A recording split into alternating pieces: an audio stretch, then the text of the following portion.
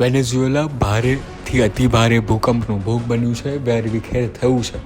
તેની તારાજીના દ્રશ્યો લોકોને હચમચાવી કાઢે તેવા છે અને તેનું કારણ છે આ વેનેઝુએલામાં આવેલા એક જ મિનિટની અંદર બે શક્તિશાળી જોડિયા ભૂકંપ 7.2 અને 7.5ની તીવ્રતાના આ આંચકાઓથી ગગનચુંબી ઇમારતો પત્તાના મહેલની જેમ જમીનદોસ્ત થઈ ગઈ હતી. આ સદીની સૌથી મોટી આપત્તિમાં અત્યાર સુધીમાં લગભગ 32થી વધુ લોકોના મૃત્યુ થયા છે અને 700થી વધુ લોકો ઘાયલ થયા છે. આ આંકડા સત્તાવાર છે, જ્યારે વિવિધ મીડિયા ચેનલો દ્વારા અને જે એજન્સીઓ છે તેમના દ્વારા કહેવામાં આવી રહ્યું છે કે આ આંકડો હજારોથી લઈને લાખોની સંખ્યામાં હોઈ શકે છે, પરંતુ અત્યારે સરકાર દ્વારા સત્તાવાર આંકડા બહાર પાડવામાં આવ્યા નથી.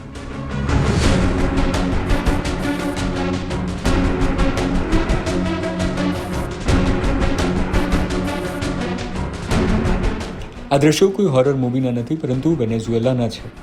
તેની આ વિનાશ લીલાના લાઈવ પુરાવા તમે અત્યારે જોઈ રહ્યા છો. બુધવારની સાંજે જ્યારે વેનેઝુએલામાં રજા હતી ને ત્યારે અચાનક જ ધરતી ધ્રુજી. ઉત્તરીય દરિયાકાંઠાના યાકુચ અને મોરોન વિસ્તારમાં માત્ર 40 સેકન્ડની અંદર જ બે ભયાનક ભૂકંપ આવ્યા હતા. પહેલો આંચકો 7.2ની તીવ્રતાનો હતો અને તેના થોડા જ સેકન્ડોની અંદર 7.5ની તીવ્રતાનો બીજો મોટો ધરતીકંપ આવ્યો, જેના કારણે આખો દેશ હચમચી ગયો હતો. આ ભૂકંપનું કેન્દ્ર પાટનગર કારાકસની બહારનું હતું, પરંતુ સૌથી વધુ વિનાશ જે છે તે રાજધાની કારાકસ અને લાગુએરા પ્રાંતમાં જોવા મળી છે. કારાકસના અલ્તિમારા વિસ્તારમાં 22 માળની બિલ્ડિંગ જે છે તે અને તેની સાથેની વિવિધ ડઝનબંધ બહુમાળી ઇમારતો પળભરમાં ધરાશાયી થઈ હતી. સેંકડો લોકો હજી પણ કાટમાળની નીચે દબાયેલા છે અને જીવન બચાવવા માટે બૂમો પાડી રહ્યા છે. અચાનક આવેલા આ સંકટને કારણે વેનેઝુએલામાં ઇમરજન્સી જાહેર કરી દેવામાં આવી છે.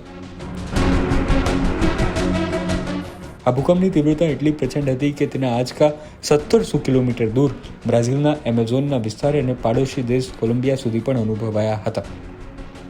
આ આફતના કારણે વેનેઝુએલાનું મુખ્ય સિમોન બોલિવર ઇન્ટરનેશનલ એરપોર્ટ ખરાબ રીતે ક્ષતિગ્રસ્ત થયું છે અને તમામ ફ્લાઇટ્સ અત્યારે બંધ કરી દેવામાં આવી છે. આખા દેશમાં મેટ્રો સેવાઓ ઠપ છે. પાવર ગ્રીડ પણ ફેલ થતાં અંધારપટ છવાયો છે.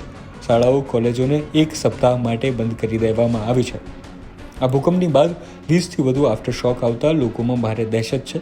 લોકો રસ્તાઓ પર આખી રાત વિતાવી છે અને આંતરરાષ્ટ્રીય સ્તરે પણ વિવિધ વડાઓ જે છે દેશના વડાઓ આ બાબતે આ દુર્ઘટનાઓ ઉપર ઊંડા દુઃખની લાગણી વ્યક્ત કરી રહ્યા છે. ત્યારે ભારતના વડાપ્રધાન નરેન્દ્ર મોદીએ પણ આ દુર્ઘટના પર ઊંડા દુઃખની લાગણી વ્યક્ત કરી છે અને ભારત તરફથી તમામ સંભવિત મદદની ખાતરી પણ આપી છે. અમેરિકા અને પાડોશી દેશ પણ આ પોતાની રેસ્ક્યુ ટીમો વેનેઝુએલા મોકલી રહ્યા છે અને હાલ તેમની સેના, રેડક્રોસ અને સ્થાનિક તંત્ર યુદ્ધના ધોરણે કાટમાળથી નીચે લોકોને બચાવવા અને જીવતા લોકોને બહાર કાઢવા માટે જે છે તે કાર્યવાહી કરી રહ્યું છે. બુધવારની સાંજે 6 વાગ્યાની આસપાસ અહીં ભૂકંપ આવ્યો હતો અને આ બે તીવ્ર ભૂકંપ 7.2 અને 7.5ના તીવ્ર ભૂકંપને કારણે જે વેનેઝુએલા હચમચી ગયું હતું.